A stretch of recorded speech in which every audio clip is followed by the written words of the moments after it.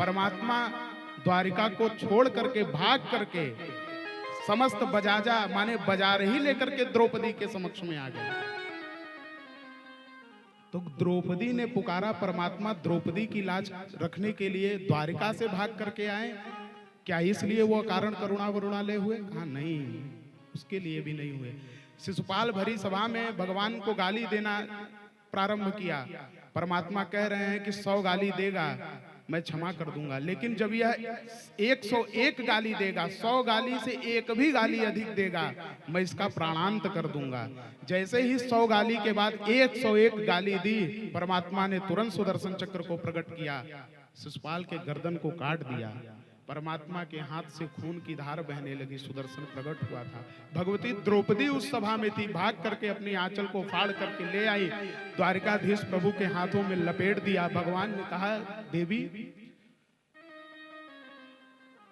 तुमने हमारे हाथों पे पट्टी बांधी है, कभी अवसर लगेगा तो मैं इस त्याग का हिसाब करूंगा, मैं इस त्याग को पाई पाई चुकता करूंगा, तुम निश्चिंत रहना।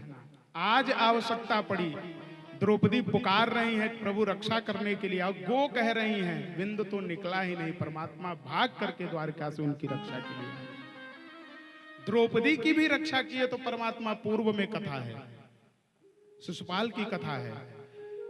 तो जब इतनी कथाओं से लदा हुआ है सारा भाव, तब परमात्मा कारण करुणा वरुणालय कैसे हुए?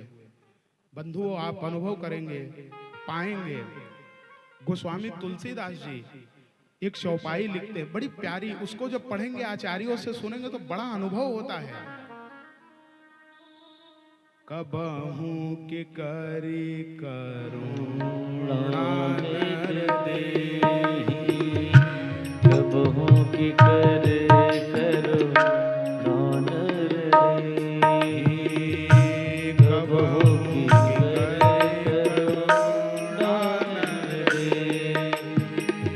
कबहू की करे करुणा देहि, कबहू की करे करुणा देहि,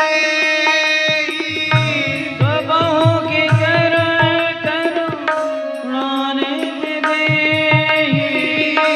कबहू की करे करुणा देहि, कबहू की करे करुणा देहि, कबहू की करे करुणा देहि।